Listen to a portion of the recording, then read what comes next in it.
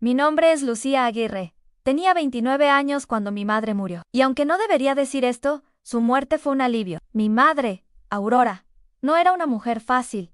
Crecí entre sus silencios, sus reglas estrictas, sus cambios de ánimo inexplicables. Amaba a su manera, con una frialdad que dolía. En el entierro, apenas lloré, mi hermana menor, Rebeca. Tampoco. Nos quedamos solas en la sala del cementerio, sentadas, mirando la caja cerrada. ¿Tú crees que papá vaya a venir?, me preguntó. No supe qué responderle. Papá nos había abandonado cuando yo tenía 8 años. Rebeca tenía 5. Nunca más supimos de él. Y mamá nunca quiso hablar del tema. Jamás lo mencionó ni una palabra, como si nunca hubiese existido. Una semana después del entierro, nos reunimos con el notario en la oficina del abogado familiar. La lectura del testamento fue breve. Todo, absolutamente todo, se dividía entre Rebeca y yo la casa, las cuentas, los terrenos que mamá había heredado de nuestros abuelos. Pero al final, el notario sacó un sobre color crema, sellado con cera roja. Lo sostuvo con cuidado, y dijo su madre, dejó instrucciones muy precisas. Esta carta debía entregarse exclusivamente a Lucía, y debía leerla ella sola. Rebeca me miró confundida. ¿Qué es eso? No lo sé. Me llevé el sobre sin decir más. Lo guardé en el bolso, y durante 3 días no lo toqué. La noche que decidí leerla, llovía. Estaba sola en la casa. Había limpiado el closet de mamá, empacado libros, fotografiado los cuadros que pensaba vender. Y entonces me senté en la cama con el sobre entre las manos. La carta tenía 5 páginas, escritas con su caligrafía apretada, firme. Lucía, si estás leyendo esto, es porque ya no estoy, y porque ha llegado el momento de que sepas la verdad. Lo que voy a contarte puede cambiar para siempre la imagen que tienes de mí, pero necesito que me escuches con el corazón. Lo que hice, lo hice por amor y por miedo. Tu padre no se fue, lo saqué de nuestras vidas, porque estaba a punto de llevarlas con él.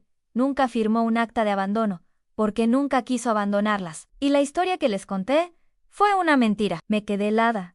La carta continuaba con detalles que jamás habría imaginado. Tu padre se llamaba Santiago del Río. Lo conocí en la universidad. Vivimos juntos 3 años, pero un día, él quiso llevarlas a vivir con su familia, una familia a la que yo no le importaba. Su madre, tu abuela paterna, hizo todo lo posible para separarnos. Me amenazaron con abogados, querían quitarme la custodia de ustedes. Yo no tenía recursos, ellos sí. Así que tomé una decisión: escapar. Aurora detallaba cómo cambió de ciudad, de apellido, cómo falsificó documentos con ayuda de una amiga notaria, cómo nos escondió por años, cómo vigilaba cada esquina para asegurarse de que nadie nos siguiera. Quizá no fue justo, pero sentí que era lo único que podía hacer para no perderlas. A Rebeca nunca le conté nada. Por eso siempre les dije a las dos que los hombres se iban, que no valían la pena. Pero ahora que no estoy, debes saber que Santiago te escribió cartas todos los años. ¿Nunca dejé que te llegaran? Las guardé en una caja azul. Está en el altillo de la casa, detrás del panel de madera. Me tomó 2 horas encontrarla. Tuve que subir al altillo, mover tablas, romper un panel trasero, y allí estaba una caja de cartón azul, envuelta en plástico, con mi nombre escrito en marcador negro. La abrí. 47 cartas, una por cada cumpleaños, desde que tenía 1 año hasta los 28. Todas escritas por el mismo hombre, Santiago del Río. Hola pequeña, hoy cumpliste 9 años. No sé si me recuerdas, pero yo te recuerdo cada día. Vi una niña en el parque que tenía tu edad. Me quedé mirándola hasta que su madre me pidió que me alejara. Te extraño con todo mi corazón, hija. Si alguna vez lees esto, quiero que sepas que nunca dejé de buscarte. Leí las cartas durante horas, lloré, grité, y sentí que toda mi vida había estado basada en una mentira. A la mañana siguiente, llamé a Rebeca. ¿Estás sola?, le pregunté. Sí. ¿Por qué? Necesito contarte algo, pero no por teléfono. Ven a la casa, ahora. 2 horas después, estábamos en la sala. Le mostré la carta, la dejó sobre la mesa sin decir nada. ¿Qué es esto? Es la verdad. Papá no nos abandonó, mamá lo sacó de nuestras vidas. Rebeca se quedó helada. ¿Nunca la había visto así tan vulnerable? Entonces, ¿todo fue una mentira? ¿Toda nuestra infancia? No toda, pero la parte que dolía, sí. Le mostré también las cartas. Ella no pudo leer ni una, solo se levantó, fue al baño y la escuché llorar durante 15 minutos. Cuando salió, me dijo: quiero conocerlo. Santiago del Río. Ese nombre se convirtió en una obsesión. Busqué en redes sociales, nada, ni fotos ni cuentas activas. Busqué en registros públicos, en padrones electorales, en Google y no encontraba nada.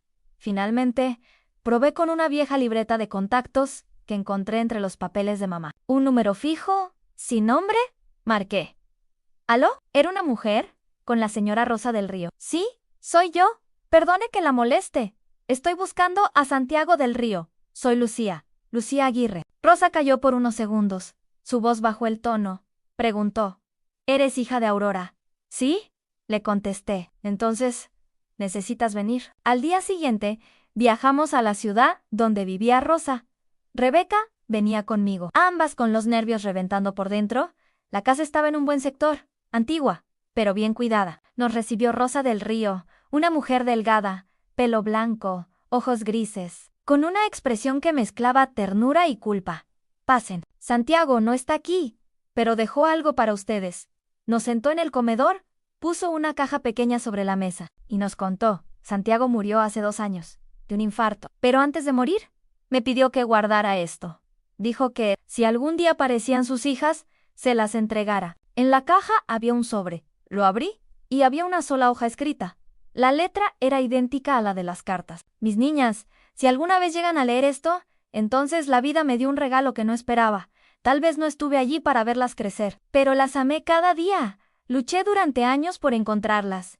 Fui a comisarios, contraté abogados. Me humillé, pero su madre fue más fuerte.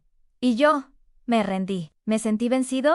Sí, pero nunca dejé de escribirles, porque mientras uno escribe, las personas no mueren del todo. Espero que me perdonen y que algún día me lleven en su memoria, aunque sea un poco. Rosa nos sirvió té, en silencio. Y cuando le pregunté por qué nunca nos buscaron después, me respondió. Santiago lo hizo, pero Aurora cambió de nombre, de dirección, de todo. No había forma de encontrarlas. Esa noche dormimos en un hostal en el centro de la ciudad.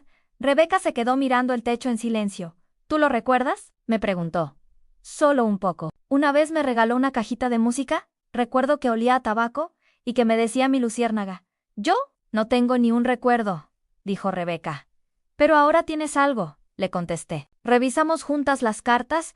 Rebeca lloraba en silencio, leyendo por primera vez algo que nunca debió haber sido escondido. Yo pensaba en mamá, no como la villana, sino como la mujer rota, la madre desesperada, la que no supo qué hacer con su miedo. Rosa nos acompañó al cementerio donde estaba Santiago, llevamos flores, leímos en voz alta su carta frente a la tumba. No dijimos mucho, las palabras sobraban. Al despedirnos, Rosa nos entregó una carpeta. Santiago tenía un departamento. Lo dejó a nombre de sus hijas, por si algún día regresaban. Yo me negué al principio, no es necesario, pero Rosa respondió, él lo habría querido así. Regresamos a casa con la sensación extraña de haber encontrado algo que no sabíamos que nos faltaba. Papá no era un mito, ni un recuerdo falso, era real, y por fin tenía rostro. Una semana después de volver de la ciudad, empecé a revisar la casa de mamá con otros ojos, como si la conociera por primera vez. No buscaba nada en particular, pero sentía que faltaba una pieza. Las cartas de Santiago respondían mucho, pero no explicaban algo que me atormentaba. ¿Por qué nunca nos permitió tener amigos cercanos? ¿Por qué los cambios de humor? ¿Por qué siempre nos decía que éramos suficientes entre nosotras? Había más, y lo intuía en el silencio de las paredes. En una esquina del trastero encontré una caja metálica con cintas de cassette, muchas con fechas y nombres escritos. Terapia, año 1997, sesión individual, año 2002. Rebeca, observación escolar. Terapias, observaciones. Había una radio vieja en el garaje, que aún funcionaba. Puse la primera cinta. La voz de una mujer, profesional. Aurora. ¿Por qué siente la necesidad de aislarse? La voz de mi madre. Porque no confío en nadie. Porque siento que si me distraigo, alguien va a quitarme lo único que tengo. ¿A qué se refiere con lo único? A mis hijas. No permitiré que me las arrebaten, como me arrebataron a mi hermana. ¿Hermana? No teníamos conocimiento de ninguna tía. Mamá siempre dijo que era hija única. Pero entre sus papeles encontré una copia antigua de un certificado de nacimiento. Alicia Aurora Aguirre Mendoza, nacida en 1958, hija de los mismos padres que mi madre. Pero en otra hoja, certificado de defunción en 1974. Alicia, 16 años, muerte por caída accidental desde un 3er piso. El caso no tuvo investigación, solo una anotación del forense, hematomas anteriores en muñecas y espalda, No se puede descartar violencia previa. Mamá tendría 15 años en ese entonces y nunca nos habló de eso. ¿Fue un accidente? ¿Un suicidio? ¿O algo peor? Contacté a una tía lejana, hermana de mi abuela, que vivía a las afueras de la ciudad. No hablábamos con ella desde hacía años. La llamé. ¿Tía Eloísa? Soy Lucía, hija de Aurora. ¿Aurora? ¿Está bien? Falleció hace un mes, tía. Se quedó callada por un instante. Lo lamento, hija. Tu madre era una mujer herida. ¿Por qué nunca nos habló de su hermana? Le pregunté. Porque se culpó siempre. Decía que si no la hubiese dejado sola esa noche, Alicia aún estaría viva. La historia era brutal. Alicia tenía una relación con un hombre más grande que ella. La familia se opuso, la encerraron durante semanas. Una noche, escapó por la ventana, cayó, murió en el acto. Desde entonces, Aurora se cerró y juró que nadie más tocaría lo que amaba. Todo cobró más sentido. El control excesivo, el aislamiento, el miedo, los cambios de humor, la obsesión por protegernos de todo. Mi madre había vivido con la culpa de la muerte de su hermana y con el trauma de sentirse impotente ante un mundo hostil. Y entonces entendí algo más. Mi madre no era una madre enferma, era una mujer que nunca sanó y que intentó amar con el lenguaje que aprendió. El silencio y el control. Rebeca y yo discutimos por días qué hacer con todo. Guardar las cintas, contarle a la familia, quemarla. Yo no quiero que nadie sepa esto, me dijo ella. Pero es parte de nuestra historia. Es nuestra intimidad, Lucía. No podemos vivir con esa herida expuesta. Ya vivimos con la herida expuesta, solo que no sabíamos cómo se hizo. Al final, decidimos guardar todo en una caja, sellada, y con una carta nuestra, para futuras generaciones. Porque la historia duele, pero también cura. Pasaron 3 meses. Rebeca se mudó al departamento que nuestro padre nos dejó.